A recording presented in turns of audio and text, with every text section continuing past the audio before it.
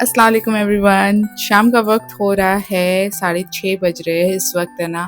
मेरे घर के सारे काम हो गए थे, थोड़ा मैंने रेस्ट भी ले लिया था, किचन भी क्लीन कर लिया था, हर काम हो गया था। पर मुझे आज करना था डीप क्लीनिंग अपनी फ्रिज की। बहुत टाइम से ना, जब से मैं यहाँ पे आई हूँ, मेरा जब शिफ्ट हुआ था तो जस्ट मैंने ना इसको कपड़े से साफ़ कर लिया था, स्प्रे वगैरह मार के। बट मुझे ना टोटली ना थॉरली डीप क्लीनिंग करनी थी इसकी, मतलब एक तरीके से धोना, पानी डालकर धोना नहीं, घर मतलब से ना स्क्रब करके अच्छे से धो लेना साबुन से, बट उसको पोंछ लेना पानी से। ठीक है, नहीं तो कोई कोई तो पानी डालकर भी धो लेते, बट नहीं, मैंने इतना पूरा फ्रिज को आज पूरा डीप क्लीनिंग करना है। तो उसके लिए पहले मैंने सब सामान निकाल दिया, सारे शेल्फ्स निकाल दी, सारे जितने भी इसके कंटेनर्स वगैरह जो भी था, जो भी सामान था, वो सब मैंने निकाल दिया। जो एक्सपायर था उसे फेंक दिया। बहुत टाइम रिलेट। और मेरे फ्रिज में देखो क्या है, मेरे बेटे का काम।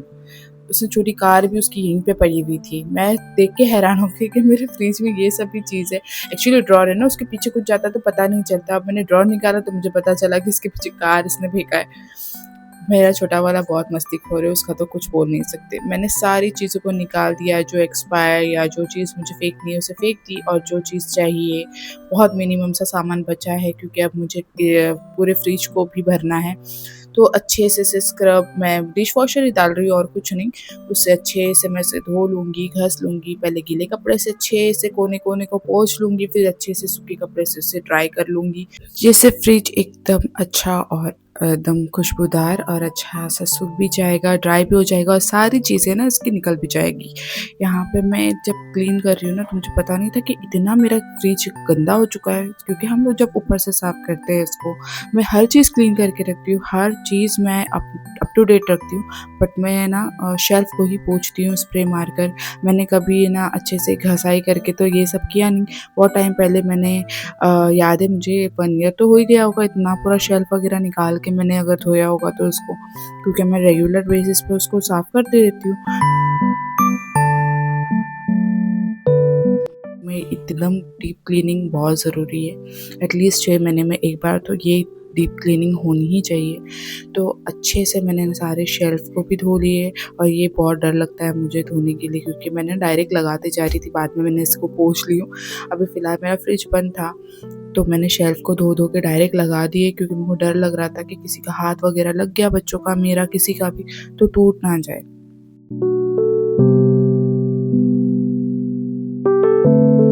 और ये भी बहुत सुकून वाला काम है कि ये टाइम पे ना मेरी बस हो गई थी। मेरे को ऐसा था कि बस अब ये काम मैं छोड़ दूँ और जैसा-तैसा करके सारी चीज़ें लगा दूँ, क्योंकि मेरी कमर में दर्द चालू हो गया था। क्योंकि फ्रिज हमको ऐसा लगता है धोना बहुत आसान है, और ये मैंने जब धोया है ना, तो मेरे को पता चला कि मैं तो आधे में ही थक गई। अब इसके बाकी के सारी चीज़ें जो अटैचमेंट्स है वो सब बाकी थे। तो ये सारी चीज़ें मैंने एकदम फ़ास्ट फॉरवर्ड पे जैसे दिख रहा है उतनी ही जल्दी-जल्दी भी इसको धोया है, बट मैं अभी आपको फ़ास्ट फॉरवर्ड पे रख के बता रही हूँ। उतने जल्दी हुआ नहीं है, बट मैंने बहुत जल्दी-जल्दी ये सारा काम कर लिया, क्योंकि मुझे खाना भी बनाना था। ऐसा होता है कि मैंने 2-3 बार है ना, बीच में मैंने फ्रिज धोने का ही चाहा था, और उस वक़्त मैंने बाहर से खाना मँगा ली थी, पर मैंने फ्रिज उस वक़्त साफ़ नहीं करी। पर आज मैंने ना चिकन वग़ैरह मँगा के रख दी थी। सोची कि मैं फ्रिज साफ़ करके फिर खाना बना लूँगी, और वो तो जल्दी हो जाएगा। बट नहीं, बहुत टाइम लगा है फ्रिज को धोते-धोते, मेरा 8:30 बज गया था। और यहाँ पे मुझे भूख लगी थी, तो मैंने कुछ 7 बजे के, 7:30 बजे मैंने वड़ा पाव मँगाई थी मेरे और बच्चों के लिए, और हमने नाश्ता वगैरह की। थोड़ी मैं रिलैक्स हुई, थोड़ा फ्रेश हुई। सारे कंटेनर वगैरह मैंने जब धो के सब चीज़ अटैचमेंट्स लगा दी ना, तो अब बारी थी कि सारा सामान मैं रखूँ। कुछ चीज़ें थी और कुछ चीज़ें बाद में लगाई मैंने, मतलब जो चीज़ें थी वो फेंक दी थी, तो बहुत कम सामान अब मेरे फ्रिज में बचा है। अब जब हम रीस्टॉक करेंगे तब मैं आपसे शेयर करूँगी कि मैंने क्या-क्या भरा है। अब जो भी सामान बचा है उसको लगा रही हूँ। जो चीज़ें अच्छी है, जो डेट में है अभी, जो थोड़े बहुत सॉस बचे हैं, वरना मैंने बाकी की जितनी मेयोनीज़ ये वो पता नहीं खा भी नहीं रहे बच्चे, और वो सारी चीज़ें रखी हुई है। हालाँकि वो थी, एक्सपायर हुई नहीं थी, थोड़ी-थोड़ी बची थी, तो मैंने उसको हटाई थी। मैंने सोचा नया पैकेट लेके आऊँगी, क्योंकि एक शक हो जाता है ना कि बहुत कम बचा है, पता नहीं डेट बराबर नहीं होगी या कुछ, तो मैंने उसको हटा ही दी। मैंने उसको डिस्कार्ड ही कर दी, मुझे बिल्कुल भी नहीं अच्छा लगता कि वो पैकेट सब पड़े हो, तो अभी मैं न्यू ही लेकर आऊँगी। तो यहाँ पे ना ये जो कंटेनर्स, जो मेरे जो कांदा, टमाटर, आलू वगैरह रखते, वो भी मैंने लेके आके उसको भी धो ली थी। उसकी वीडियो शूट नहीं की, क्योंकि मुझे बहुत जल्दी थी और मुझे काम भी करना था, मुझे खाना भी बनाना था, तो इस वजह से मैंने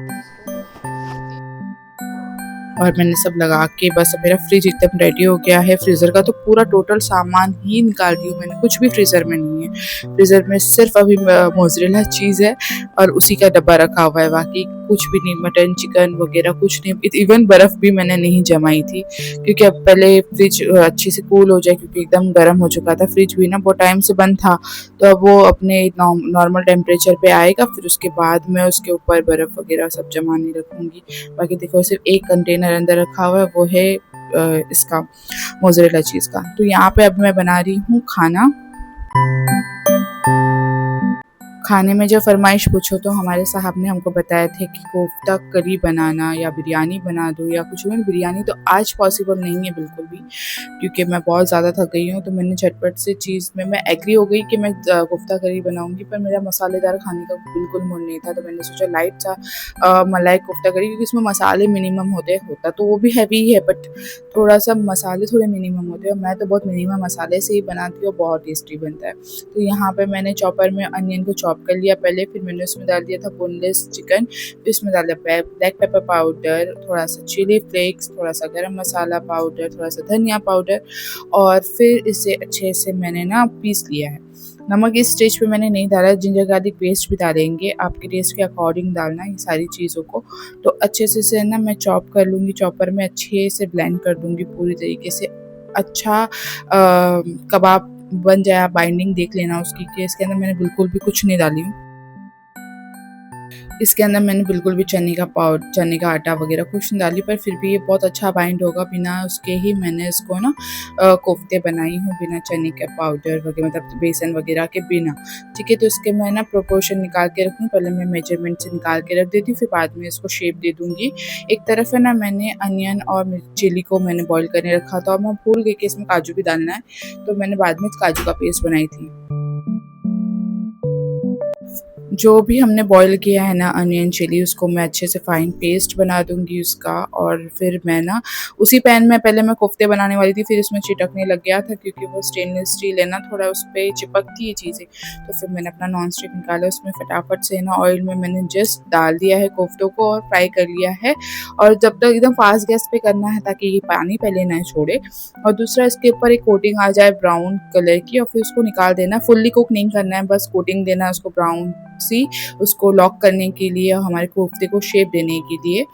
जैसे वो हो जाएगा ना, फिर हम वही तेल में उसको दूसरे पैन में तेल को डाल देंगे, और फिर उसके अंदर अच्छी सी अपनी ग्रेवी बना देंगे। तो ग्रेवी के लिए है ना ऑयल ले लिया है, फिर और एक्स्ट्रा भी ऑयल में डालूंगी, और उसके अंदर मैं कोई भी खड़े मसाले नहीं डालती हूँ। मेरे घर में किसी को भी मुँह में खड़े मसाले आए तो किसी को बर्दाश्त नहीं होता।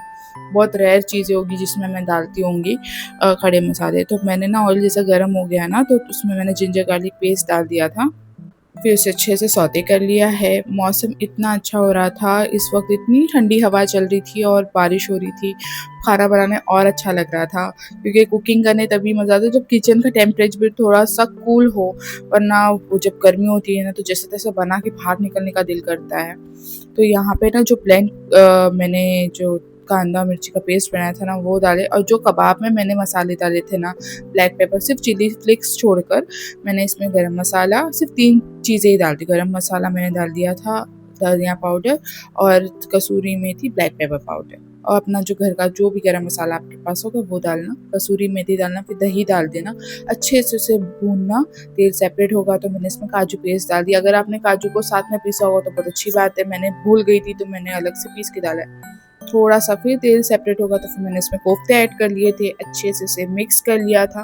फिर डाल दिया था क्रीम, फ्रेश क्रीम अमूल की। अच्छे से उसको मैं मिक्स करूँगी और जैसे ही मिक्स होगा तो थोड़ा सा पानी ऐड करूँगी इसके अंदर ग्रेवी बनाने के लिए और ढककर उसको छोड़ दूँगी 10 मिनट या 15 मिनट के लिए, जिसकी वजह से हमारे कोफ्ते भी पूरी तरीके से फुल्ली कुक हो जाए, फ्लेवर भी छोड़ दे ग्रेवी में और बहुत ही अच्छा, बहुत सॉफ्ट होते हैं अंदर से। मैं आपको आगे खा के भी बताऊँगी क्योंकि इतनी अच्छी खुशबू पूरे घर में हो रही थी ना, और मुझे लगी थी बहुत ज़्यादा भूख और बच्चे भी नीचे जाके भीगने चले गए थे और हस्बैंड भी आए नहीं थे। तो मैंने सोचा पहले मैं ना खा के टेस्ट करके आपको बताऊँ कि कैसे बना है। बहुत टेस्टी बना था, बहुत ही यम्मी।